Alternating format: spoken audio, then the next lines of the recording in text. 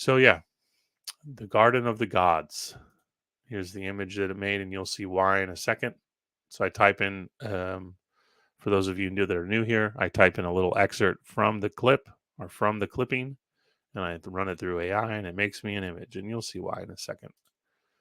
Here's one of those color images. When I finish this article, we're going to read through Ezekiel 3:1 and see some overlays there. The Garden of the Gods. In the nestling valles and on the grassy plains which lie at the foot of the great white mountain that point the way to heaven live the chosen people. Now remember these words again because they correlate nicely with what we were discussing with Deuteronomy and Utah. And as we go into Ezekiel here, it's important part to remember. Here they dwelled in happiness together, and above them on the summit of the mighty peak where stands the western gates to heaven dwelt the Manitou. Now we're going to cover what that is. It means a lot of different things to a lot of different people, but it's a very important word, the Manitou. In order that the chosen people might know of his love, the Manitou stamped upon the peak the image of his face, that all might see and worship him. And there each day the chosen people came to pray and worship, where the first bright rays of the rising sun embossed the image in their golden glow. There in happiness they dwelt, the realm extending just as far as they might see the face of Manitou over hill and plain. And the land was fair, and the chosen tribe was envied by all the dwellers of the plains who knew not Manitou. But one day, as the storm clouds played about the peak, the image of the Manitou was hid. Low hanging clouds swept down from the sky and crept to the earth in mist and fog and rain, and the happy, smiling face of the Manitou was hid, and none could see it.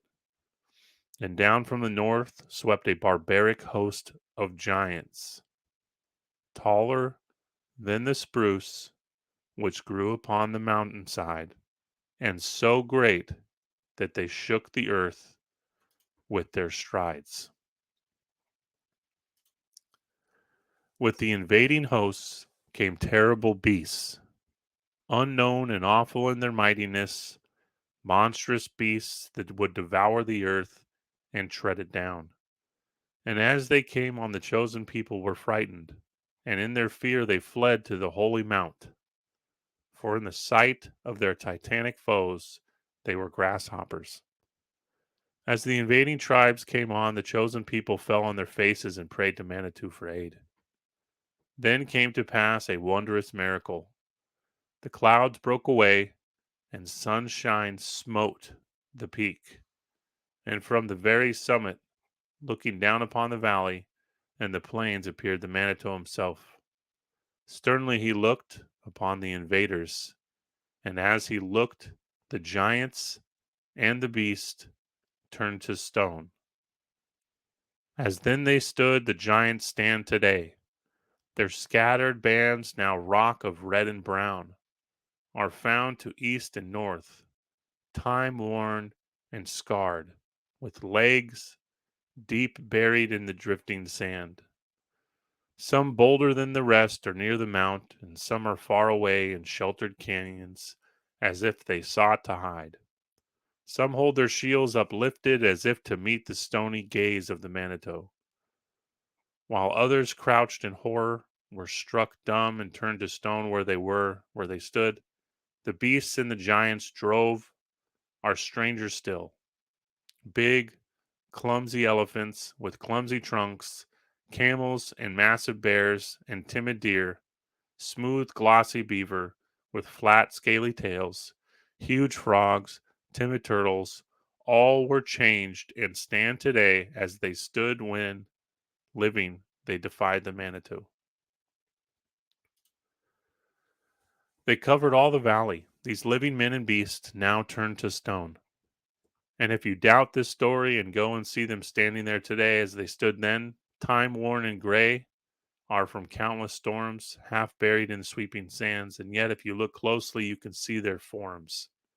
The giants and the beasts that hoped to steal the land. There dwelt the tribesmen who were our fathers. When the white men came, they called the spot the Garden of the Gods, because they say the rocks are great and old. But we who know the story of the race still call it the Valley of the Miracle. For here it was that Manitou gave aid to save his chosen people and left there these rocks and forms of men, all turned to stone, as warning to all of us who may sometime attempt defiance to him and his commands. So, yeah, the Garden of the Gods, the land of giants, frozen in time, petrified. Here's a little excerpt that I had clipped many, many years ago when I was doing work on Black Panther and showing people what that movie was about. Um, just to kind of, I think it's important to talk about here. There's without a doubt, I should say, much that is unprecedented in the behavior of Wakanda or Manitou or Mana. And in any case, the means used to bring into play the mysterious power does not indicate the apprehension of a definite and stable quantitative relationship between this means. The power. So basically, what this guy is going on to say is that when you look at the terms that these different tribes are using, this the Sayu, the Iroquois, the Melanesian, um, they're talking about some magnetic event. Um, Plasma is what I like to say.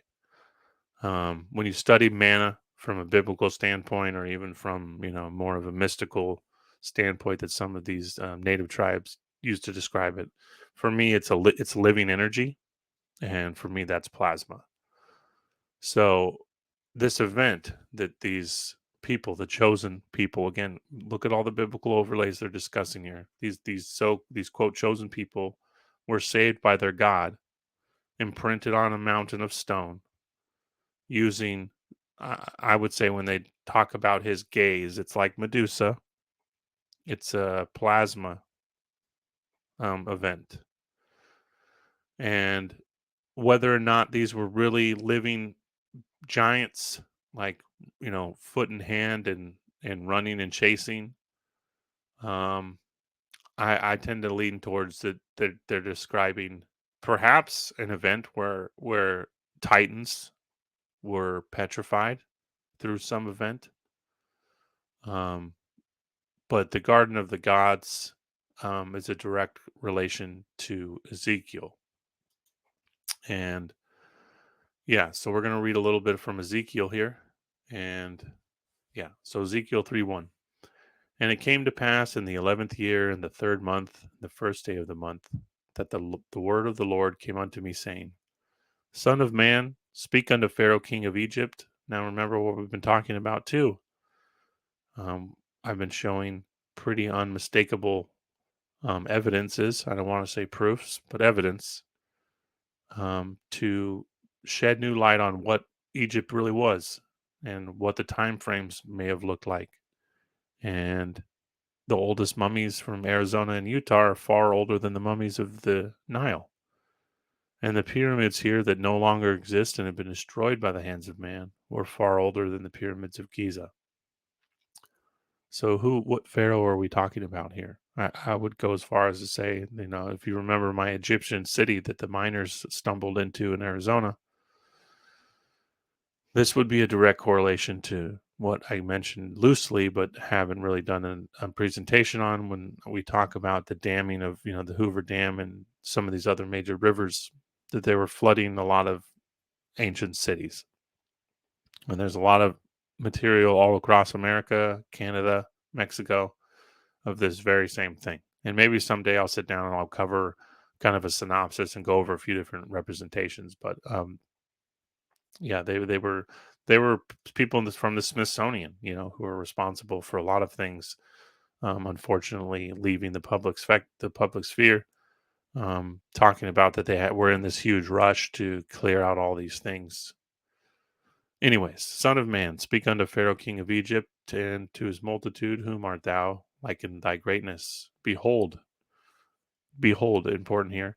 Behold, the Assyrian was a cedar. in Lebanon. Now, the cedars of Lebanon are the cedars of the Southwest. All of these ancient ruins now that I've been speaking of, Utah, Arizona, almost all of them, these are cities so large, millions dwelt there, millions, millions. Cities that were miles and miles long, 10 miles wide, 40 miles long. Um, they were using cedar. Almost all of the homes that weren't completely 100% built of stone or adobe, but most of the adobe homes had cedar roofs.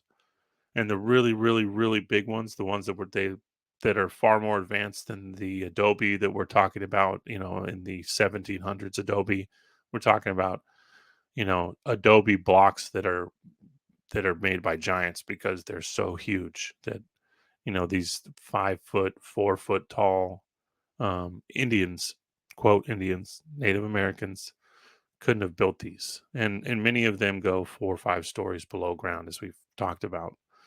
But anyways, behold, the Assyrian was a cedar in Lebanon with fair branches and with a shadowing shroud, and of a high stature, and his top was among the thick boughs. The waters made him great, the deep set him up on high, and her rivers running round about his plants sent her little rivers unto all the trees of the field. We're talking about a giant tree that is like, you know, creating an ecosystem below it. This is like the vapor canopy. You've heard me loosely mention this idea before. I've talked a lot about Avatar as a real representation of what perhaps our world was like long before. Um, that we were dealing with very large trees, so tall that they created a ecosystem within them and then below them, similar to the way that, when you look at a rainforest, 90% of all life lives in and on the tree, in, on, and around the tree, 90%. And in a dense rainforest, they create what's called a vapor canopy, where the ecosystem below it and above it are completely different. This is what I think it was like before the flood, before this event that they're highlighting here, before this plasma event where things were turned to stone and giants and titans as big as mountains were frozen in place.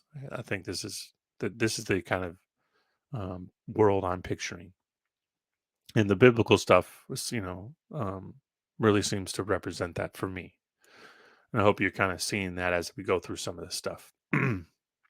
Therefore, his height was exalted above all the trees of the field, and his boughs were multiplied, and his branches became long because of the multitude of waters when he shot forth. All the fowls of heaven made their nests in his boughs, and under his branches did all the beasts of the field bring forth their young.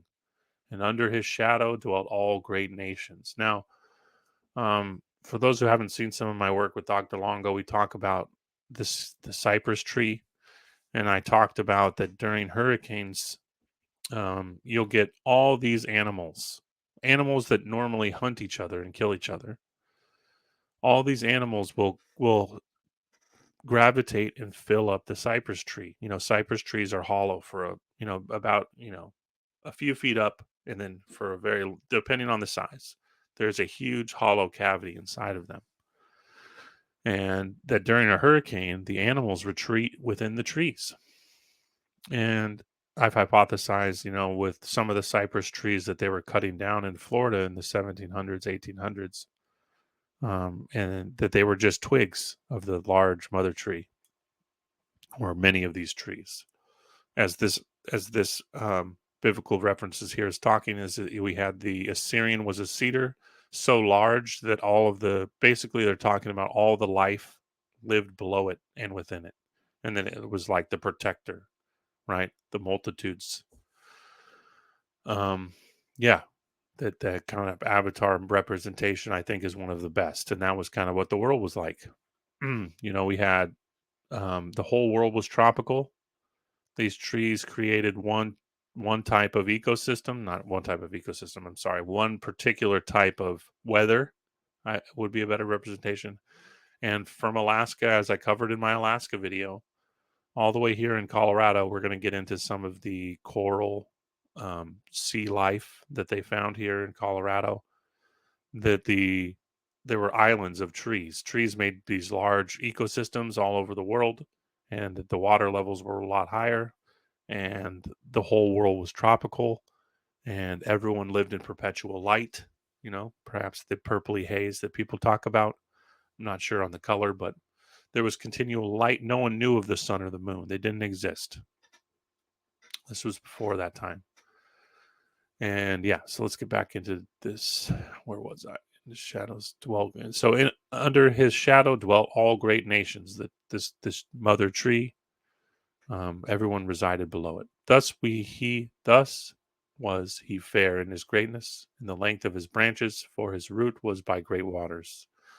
Um, when you look at certain mountain structures, Paradise Falls comes to mind, and a few others that look like tree roots that have been cut perfectly flat. You'll often see waterfalls coming from them, and when you look into some of these structures, you find that there's not enough water flowing on top of the structure to designate these waterfalls. And there's waterfalls that come out of the side of some of these cliffs, and I've hypothesized that these are remnants of the water veins of a tree. A tree has these large veins for sap, which is like their blood. Causes cavitation and draws the water up into the higher parts of the tree. And that these veins flow like rivers, and that a lot of the cave systems of America and the world are composed a lot primarily of these kind of blood vessels, these sap vessels, or water vessels, um, from old trees. Yeah. The cedars in the garden of God could not hide him. The fir trees were not like his boughs, and the chestnut trees were not like his branches, nor any tree in the garden of God was like unto him in his beauty. I have made him fair by the multitude of his branches, so that all the trees of Eden that were in the garden of God envied him. So here we go. An important reference here, and why I believe, similar to the things we've been talking about with Utah, that even though the narrative is that these names were given in the late 1800s, these names existed far before. It was the Valley of Mystery in the Garden of God, right? And just looking at some of these pictures here, and we'll get into a little bit better resolution. I just love this one. Just he's just taking a little stroll.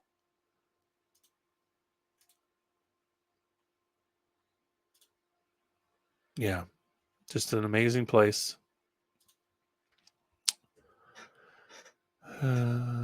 Therefore, thus saith the Lord God, because thou hast lifted up thyself in height, and he hath shot up his top among the thick bows, and his heart is lifted up as high. I have therefore delivered him into the hand of the mighty one of the heathen. He shall surely deal with him. I have driven him out for his wickedness. And strangers, the terrible of the nations, have cut him off, and have left him upon the mountains, and in all the valleys his branches are fallen, and his boughs are broken by the rivers of the land, and all the people of the earth are gone down from his shadow and have left him. So that's kind of like the event I think that they're discussing here, right? There was some event. Plasma is what I'm leaning towards. You find this, the same description of plasma among a lot of these people, and the electrical universe documentary is fantastic. You can kind of explore some of these petroglyphs and hieroglyphs that show a story that's kind of relating to this same narrative. And yeah, so loosely I'll hop over here and I'll just Hangman 1128. If you aren't familiar, you should be. He has a video on the Garden of the Gods and the Assyrians, and he has a very similar opinion to me. Um, I would say even far more advanced in the fact that he has, boots on the ground, and he's showing um, what I'm what I've been saying for a very long time, and if Stellium's still in here, him as well. Um, that there was some event or several events that turned the world to stone, petrified the whole world. So yeah, I highly recommend this video here, Garden of the Gods in the Assyrian, and he goes through this area and shows pretty definitely that we're dealing with petrified wood. And these articles that I often cover, they strongly support that same narrative. Petrifactions are everywhere.